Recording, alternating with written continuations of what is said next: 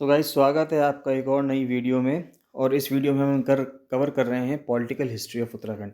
बहुत ही important series चल रही है और इसमें उत्तराखंड की हिस्ट्री को जो अजय सिंह रावत सर की बुक है उसके द्वारा कवर किया जा रहा है बहुत अच्छी तरीके से। गाइस स्टार्ट करने से पहले बताना चाहूँगा कि अगर आपने let's crack it with Abhishek Gupta का यूट्यूब चैनल सब्सक्राइब नहीं किया है तो उसको जरूर से जरूर सब्सक्राइब कर लीजिएगा। और let's crack it with Abhishek Gupta का फ्री टेलीग्राम चैनल भी है, तो जिन लोगों ने वो उसको ज्वाइन नहीं किया है उसको जरूर से जरूर ज्वाइन कर लेना। इसका लिंक आपको वीडियो के डिस्क्रिप्शन में मिल जाएगा, ये बिल्कुल फ्री है ज्वाइन करना, तो आप उसको ज्वाइन कर सकते हैं। यहाँ पर वीडियो चल रही है, ये जो कवर सीरीज चल रही है ये पॉलिटिकल हिस्ट्री ऑफ उत्तराखंड की चल रही है। इसमें चैप्टर 1 इस बुक का और चैप्टर 2 कवर हो चुके हैं। तो जो चैप्टर 3 है उसको हम कवर कर रहे हैं, परमार डायनेस्टी को, जो गढ़वाल की परमार डायनेस्टी थी उसको कवर कर रहे हैं। इससे पहले कई सारी वीडियोस इसकी ऑलरेडी आ चुकी हैं, तो पूरी की पूरी प्लेलिस्ट बनी हुई है इसकी। अगर आप लोगों ने वो प्लेलिस्ट नहीं देखी है, अगर आप लोगों ने वो उसको पुरानी वीडियोस को नहीं देखा है तो जाकर उनको ज़रूर देख लीजिएगा। और उसके बाद ये सब वीडियोस भी आप देखते रहिएगा साथ ही साथ, तो सब चीज़ें आपकी कवर होती रहेंगी। तो इससे पिछली वीडियो में हम यहाँ तक कवर कर चुके थे और आज हमें कवर करना है बैटल्स विद कुमाऊं से।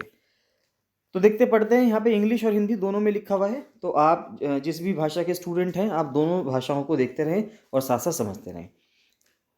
तो यहाँ पे लिखता है वो कि during Fateh Shah reign there were several invasions on Garhwal by the Kumaonese. तो कुमाऊनीज के द्वारा कुमाऊं के लोगों ने गढ़वाल के ऊपर कई सारे इन्वेजन किए, कई सारे हमले किए जिस टाइम फतेह शाह का शासनकाल चल रहा था।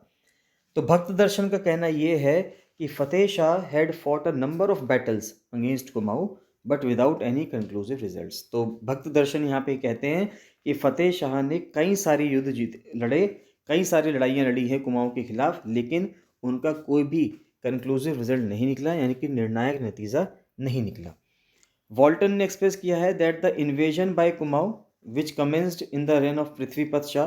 तो जो इन्वेजन्स कुमाऊं के टाइम पे हुए और जो पृथ्वीपत शाह थे उनके टाइम पे जब शुरुआत हुई, was carried vigorously in the reign of his successor Fateh Shah. तो पृथ्वीपत शाह के बाद जब फतेह शाह आए तो उस टाइम पर भी जो युद्ध थे गढ़वालीस के बीच में और कुमाऊनीस के बीच में वो चलते रहे। Gyanchand of Kumaon who came to the throne in 1698। फिर ज्ञानचंद आए कुमाऊं में जब, तो उन्होंने थ्रोन संभाला, उन्होंने राजगद्दी संभाली 1698 में। तो उन्होंने वापस से वही अपना इनॉग्रेट किया अपना रेन को इन द ट्रेडिशनल मैनर। कैसे? एक रेड कर कर, यानी कि एक हमला करके on the fertile Pindar valley. तो पिंडर वैली जो एक बहुत ही फर्टाइल वैली थी जहाँ पे बहुत अच्छी अमाउंट में एग्रीकल्चर हुआ करता है, तो उस पर उन्होंने अटैक किया, which was led west as far as Tharali. तो थराली तक वहाँ पे चीज़ें खराब होती चली गई जब वो हमला हुआ। फिर नेक्स्ट आता है कि अगले साल उन्होंने रामगंगा नदी को क्रॉस किया और फिर प्लंडर किया सबली को, खतली को और साईचीर को, यानी कि इन सब जगहों को वो खराब करते के चले गए, लूटते चले गए। एक attack which was return in 1701 by the Garhwalis. तो पहले कुमाऊं वाले अटैक कर रहे थे, कुमाऊं के राजा, उसके बाद 1701 में फिर गढ़वालियों ने उस पर अटैक किया। उन्होंने चौकोट को और गीवार को, जो कुमाऊं के अंदर पड़ता है, उस एरिया को कब्जे में ले लिया। From this period onwards the relations between Garhwal and Kumaon took the form of raids and counter raids across the border. अब इसके बाद देखिए क्या होता है कि इस तरह से जब बार बार अटैक हो रहे थे, कुमाऊनीस गढ़वालीस पर अटैक कर रहे थे और गढ़वाल के राजा कुमाऊनीस पर अटैक कर रहे थे, तो इसके वजह से एक रेड और काउंटर रेड का, जो यानी कि छापेमारी का और जवाब में जब आप छापेमारी करते हैं तो उस चीज़ का एक सिलसिला चलने लगा। 1703 में Kumaonese were successful against the Garhwalis in a battle fought at Duduli just above Melchori. तो 1703 में एक युद्ध होता है जिसमें कुमाऊनीज जो हैं वो सक्सेसफुल हो जाते हैं गढ़वालीज के अगेंस्ट में। फिर नेक्स्ट आता है in 1707 another great expedition was undertaken towards Garhwal and this time the Kumaon forces took possession of Juniyagarh in Bichla Chaukot and again passing Panduwa Khal and Diwali फाल passes penetrated as far as Chandpur and razed the old fort to the crown. तो 1707 में वापस एक expedition होता है towards Garhwal, Garhwal की तरफ आते हैं कुमाऊं के लोग। तो वहाँ पे जो जुनियागढ़ था उन सबको ख़राब कर दिया जाता है और जो वहाँ पे एक पुराना किला था उसको ज़मींदोज़ कर दिया जाता है, ज़मीन से मिला दिया जाता है, यानी कि उसको बिल्कुल ख़त्म कर दिया जाता है, जब आप कह सकते हैं कि धराशायी कर दिया गया।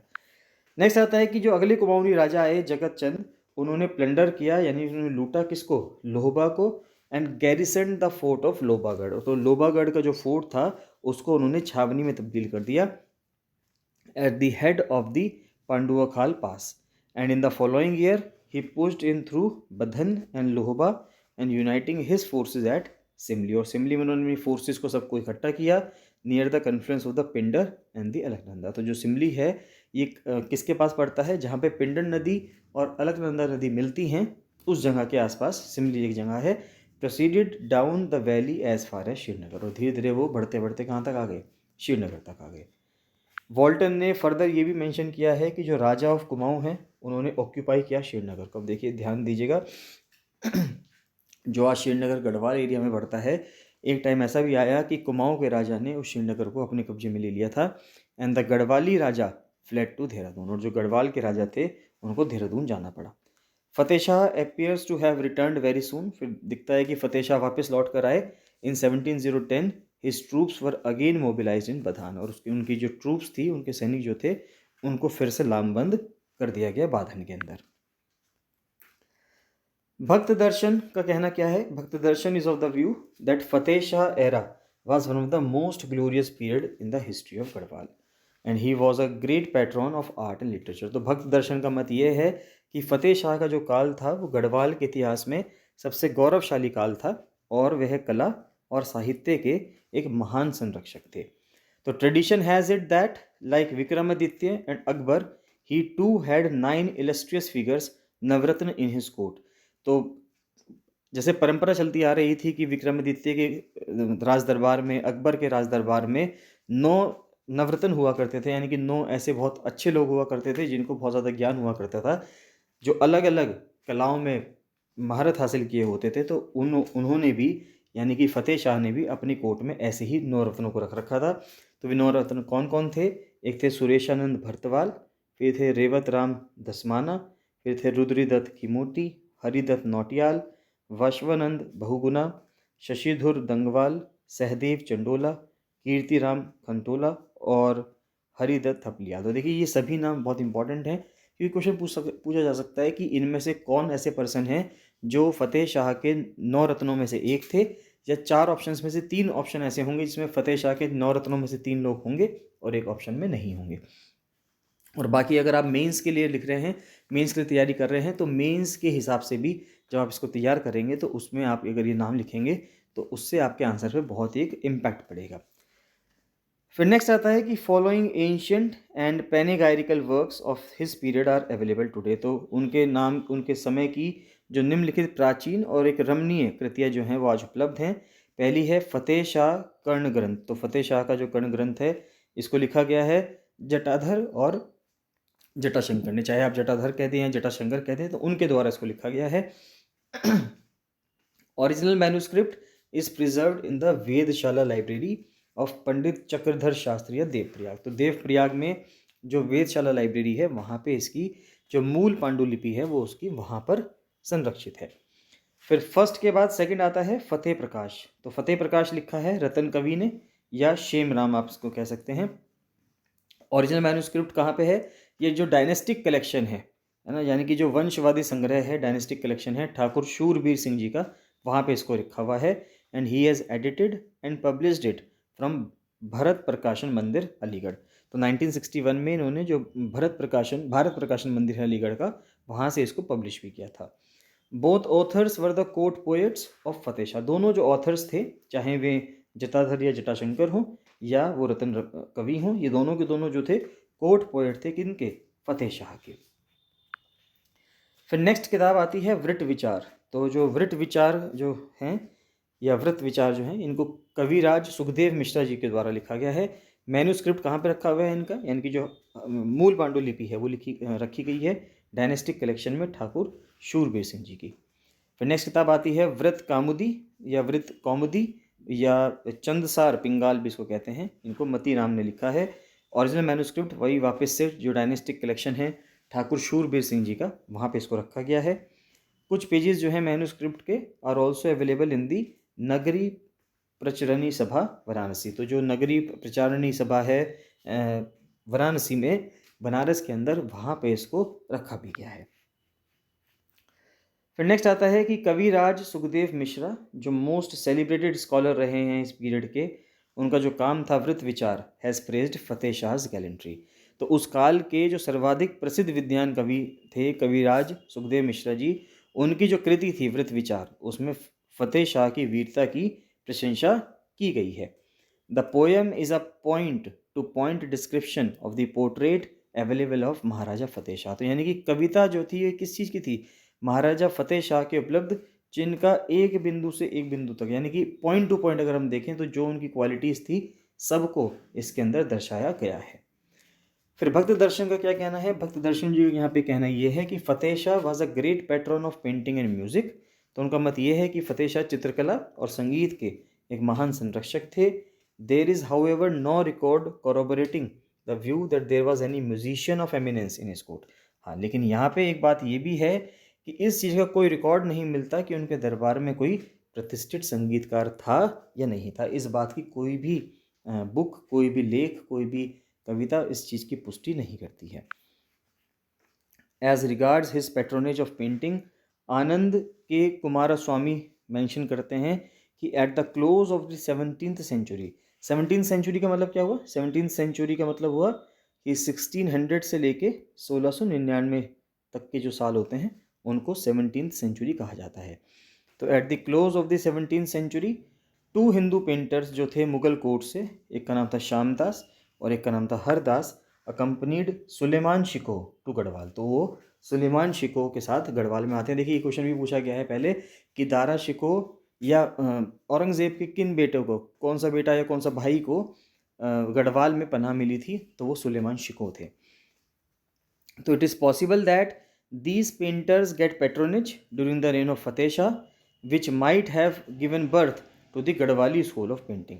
तो अब ये पॉसिबल हो सकता है कि ये जो पेंटर्स थे श्यामदास और हरदास, इनको पैट्रोनेज मिला हो फतेह शाह के दौरान, जिस टाइम वो फतेह शाह के काल में गढ़वाल के अंदर आए थे और इन्हीं की वजह से जो गढ़वाली स्कूल था पेंटिंग का वो शुरू हुआ। फिर जो मौला राम है, मौला राम ग्रैंडसन हैं यानी कि पोते हैं हरदास के, जो जिन्होंने जीवन अपना 1760 से लेके 1833 तक, और ये एक बहुत बड़े प्रोटैगनिस्ट माने गए हैं स्कूल ऑफ आर्ट के, यानी कि जो चित्रकला यानी कि जो कला का विद्यालय है उसके नायक माने गए हैं। This school was more Rajput than Mughal. तो ये स्कूल मुगल से ज़्यादा क्या था? राजपूत हुआ करता था। तो Maula Ram was a poet also and 2 of his works are Garh Rajyavansh and गणिका नाटक या गढ़ गीता संग्राम। तो मौला राम जो थे वो एक कवि भी थे, तो उनकी 2 रचनाएं हैं, तो गढ़ राज्यवंश और गणिका नाटक या गढ़ गीता संग्राम। ये बहुत ही फेमस इनकी पोएम्स हैं, पोइट्री वर्क है इनका, तो जो पढ़ा जा सकता है। फिर नेक्स्ट आएगा former manuscript was with doctor Shiv Prasad Dabral. तो जो पूर्व की जो पांडुलिपि है वो प्रसिद्ध जो इतिहासकार हैं डॉक्टर शिव प्रसाद डबराल, उनके पास थी। But a number of its pages were missing. और लेकिन कई सारे इसके जो पृष्ठ हैं वो क्या हैं? इसके कई सारे पृष्ठ क्या हो चुके हैं? गायब हो चुके हैं। Ganika Natak is in the dynastic collection of Thakur Shurbir Singh, a scion of the Parmar dynasty of Garhwal. तो जो गणिका नाटक है, तो गणिका नाटक जो है वो गढ़वाल के जो परमार वंश के जो वंशज रहे हैं ठाकुर शूरबीर सिंह जी, उनके पास रहा है। ये अपने उनके संग्रह में है ये, जो अपने आप में एक वंशवादी थे, यानी कि अपने आप में एक बहुत ही अच्छे रूलर रहे हैं परमार डायनेस्टी के। नेक्स्ट आता है he was captain in the British army. तो जो ये कौन थे? ठाकुर शूरबीर सिंह जी, ये कैप्टन थे ब्रिटिश आर्मी के during the second world war, और बाद में इन्होंने सिविल सर्विसेज को भी ज्वाइन किया। He was an expert on the history of Garhwal. तो ठाकुर शूरबीर सिंह जी जो थे वो अपने आप में एक एक्सपर्ट थे गढ़वाल की इतिहास के ऊपर और राजपूत इतिहास के ऊपर। Maula Ram was one of the most eminent Ritikalin poets of his time, यानी कि एक रीतिकालीन जो अगर हम कहें अपने आप में एक पोएट रहे हैं इस समय के। Fateh Shah had great reference for the Nath Panth as is evident from the tamrapatra which has been cited already. और मतलब ये ऑलरेडी डिस्कस किया जा चुका है वैसे तो फतेह शाह जो थे उनका बहुत ज़्यादा वो सम्मान देते थे, बहुत बड़ी श्रद्धा उनके अंदर थी नाथ पंथ के द्वारा, नाथ पंथ के लिए। एंड एविडेंट फ्रॉम द ताम्रपंथ, तो ताम्रपंथ में इसको लिखा भी गया है 1724 में, दैट इज 1667 AD। ये 1724 क्या है? संवत वाला है, तो कुछ साल आगे चलता है ये। Issued by him in favour of one बालक नाथ जोगी। तो ये जो इन्होंने ताम्रपंथ लॉन्च किया था या रिलीज़ किया था, किसके लिए किया था? बालक नाथ जोगी के लिए। ये जो सेंट हैं Balak Nath had achieved great fame among the Siddh of the northern India. तो जो नॉर्दर्न इंडिया के सिद्धाज हैं, यानी कि जिन लोगों ने सिद्धि प्राप्त करी है, तो उसमें बालक नाथ जो हैं उनका बहुत ही बड़ा फेम था, यानी कि वो जो थे उत्तरी भारत के सिद्धों के बीच में काफ़ी प्रसिद्धि इनको हासिल थी। He had also invited the Sikh Guru Ram Rai to his kingdom and built a gurdwara in Dehradun. तो फतेह शाह ने ही जो सिख गुरु थे गुरु राम राय, उनको बुलाया देहरादून में, उनको एक न्योता दिया आने का, और वहाँ पे उनके द्वारा एक गुरुद्वारा भी बसाया गया, जहाँ पर आज के टाइम पे हर साल एक झंडा मेला होता है, और बहुत ही फेमस गुरुद्वारा है वो आज के समय पे सिख धर्म के लोगों के लिए है। Fateh Shah then made an endowment of 3 villages, Khurbura, Rajpur and Chamsari, to Guru Ram राय। उसके बाद फिर फतेह शाह ने गुरु राम राय को 3 गांव, जो एक खुड़बुड़ा था, एक राजपुर था और चमसारी था, उनको एक बंदोबस्त बनाकर उनको दिया। Later his grandson Pradeep Shah added a further grant of 4 villages. तो उनके जो फिर उसके बाद उनके जो पोते आए, फतेह शाह के पोते प्रदीप शाह, उन्होंने 4 गांव और दे दिए, धूमावाला, मुजनवाला, पंडितवाड़ी और धंतावाला टू द गुरुद्वारा। तो ये सब एरिया किसको दे दिया गया? गुरुद्वारा को दे दिया गया। तो आज भी अगर आप देहरादून जाते हैं, या जो लोग देहरादून में रहने वाले हैं, तो वहाँ पे ये खुड़बुड़ा मोहल्ला, ये राजपुर, ये राहिमपुर, ये सारा एरिया वहीं पे है, और ये सब एरिया एक समय पे राजाओं ने गुरुद्वारे को गुरु राम राय साहब को दिया था। There are several land grants of Fateh Shah which he endowed to temples. और फतेह शाह ने बहुत सारे भूमि अनुदान मंदिरों को भी दिए थे। Some of these copper plate inscriptions are still available. तो कुछ जो कॉपर प्लेट के इंस्क्रिप्शंस हैं, यानी कि ताम्र पत्र के जो शिलालेख हैं, ये मंदिरों पे लगे हुए हैं अभी भी। अगर आप वहाँ जाएंगे तो आप उनको पढ़ सकते हैं। तो उनके कुछ ऑप्शन यहाँ पे कुछ एग्जांपल्स दिए हुए हैं, उनको देख लेते हैं। पहला कह रहा है एक कॉपर प्लेट इंस्क्रिप्शन है, किसका? ईयर 1669 का, जो उन्होंने इशू किया था बालक नाथ जोगी के फेवर में। और फिर एक कॉपर प्लेट इंस्क्रिप्शन है 1757 के संवत का, यानी कि 1700 एडी का। तो इससे हमें समझ में आता है कि संवत 1757 और 1700 एडी एक ही बात है, यानी कि कैलेंडर 57 ईयर्स आगे है Samvat calendar. Copy of which is available in the dynastic collection of Thakur Shurveer Singh. एक टेम्पल ग्रांट था जो राज राजेश्वरी मंदिर है देवलगढ़ मंडल में, इसका दिया गया था। नेक्स्ट आता है कि इंस्क्रिप्शन मिला है 1706 एडी का, इसको हम बिंदा कोठी ताम्रपत्र भी कहते हैं। ये अपने आप में सिर्फ एक टेम्पल ग्रांट नहीं है, but it also mentions that a part of the income derived from the land bestowed upon which be use for maintaining a dharamshala, जहाँ पे पिलग्रिम्स और पुअर पीपल को फ्री फूड मिलेगा। तो यहाँ पे ये भी लिखा गया है कि ये सिर्फ केवल एक मंदिर अनुदान नहीं है, यहाँ पे भूमि से जो प्राप्त होगी आय, उसका एक हिस्सा धर्मशाला के रखरखाव के लिए भी दिया जाएगा, और यहाँ पे तीर्थयात्रियों और गरीबों को मुफ्त में भोजन कराया जाएगा। फिर एक इंस्क्रिप्शन मिला है 1710 एडी का। फिर एक इंस्क्रिप्शन मिला है 1715 एडी का। उसमें ये कहा गया है कि एक लैंड ग्रांट है of the monastery of the disciples of Nath Panth. तो जो नाथ पंथ के डिसाइपल्स हैं, उनके शिष्य हैं, उनके लिए एक मठ बनाने की भूमि का भी अनुदान दिया गया है। ये इंस्क्रिप्शन भी कहाँ पे मिला है? ये जो ठाकुर शूरवीर सिंह का कलेक्शन है उनमें से आपको मिला है। Some words of the inscription can not be deciphered. लेकिन कुछ शब्द ऐसे हैं जिनको अभी तक समझा नहीं गया है, जिनको अभी तक पढ़ा नहीं गया है। फिर नेक्स्ट आता है कि the inscriptions of the year 1715 is quite important. अब 1715 का जो इंस्क्रिप्शन है वो थोड़ा इंपॉर्टेंट है। क्यों इंपॉर्टेंट है? Since the date of Fateh Shah demise can be calculated with itself. Fateh Shah का अंत कब हुआ, फतेह शाह का इस धरती पे से जाना कब हुआ, वो हम यहाँ से कैलकुलेट कर सकते हैं। There are different versions furnished by various authors as regards the death of Fateh Shah. तो अब एग्जैक्ट डेट नहीं पता कि फतेह शाह की मृत्यु कब होती है, लेकिन कुछ कुछ अंदाजा लगाया जा सकता है। बैकेट्स लिस्ट इट इज़ संवत 1765, यानी कि 1708 एडी। तो बैकेट्स लिस्ट, अगर हम बैकेट को माने तो उनके हिसाब से 1708 में उनकी डेथ होती है। Doctor Patiram and Shiv Prasad Dabral have relied on the date given by Walton. तो उन्होंने जो वॉल्टन ने डेट दी है कि फतेह शाह की मृत्यु 1716 में हुई, तो डॉक्टर पतिराम और शिव प्रसाद डबराल ने ये माना है। रतोड़ी और राहुल संकृतायन ने फिक्स की है उनकी डेट 1749 में, और भक्त दर्शन ने माना है कि फतेह शाह की मृत्यु 1715 में होती है। तो यानी कि अलग अलग ऑथर्स का, अलग अलग राइटर्स का जो मत है, अलग अलग इतिहासकारों का जो मत है फतेह शाह की मृत्यु से, वो अलग अलग है। उन कोई भी एक डेट को नहीं मान रहा है।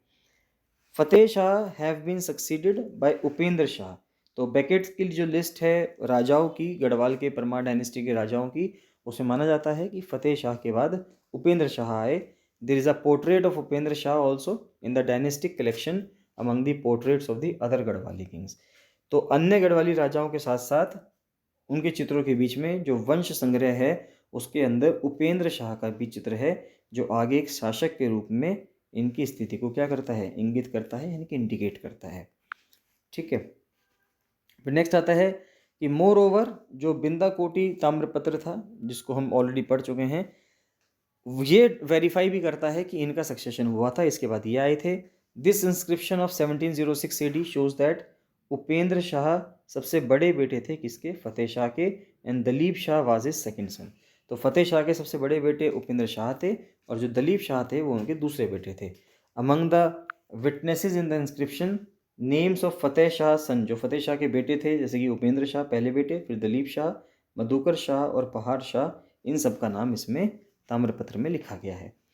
फिर नेक्स्ट आता है कि Upendra Shah name is first in the order which shows that he was the eldest son. तो एक ऑर्डर जो दिया गया उसमें उपेंद्र शाह का नाम सबसे पहले दिया गया, तो ये दर्शाता है कि उपेंद्र शाह हो सकता है कि सबसे बड़े बेटे हों। According to the principle of primogeniture prevalent among the Rajputs, Upendra Shah and not Dalip Shah must have succeeded Fateh Shah.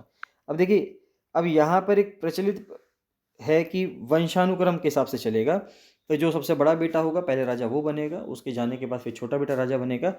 तो अब इस प्रकार राजपूतों के बीच में जो प्रचलित है वंशानुक्रम, उसके सिद्धांत को अगर हम माने तो उपेंद्र शाह राजा बनता, ना कि दलीप शाह, क्योंकि फतेह शाह जो हैं वो जो उपेंद्र शाह हैं वो फतेह शाह के बड़े बेटे हैं।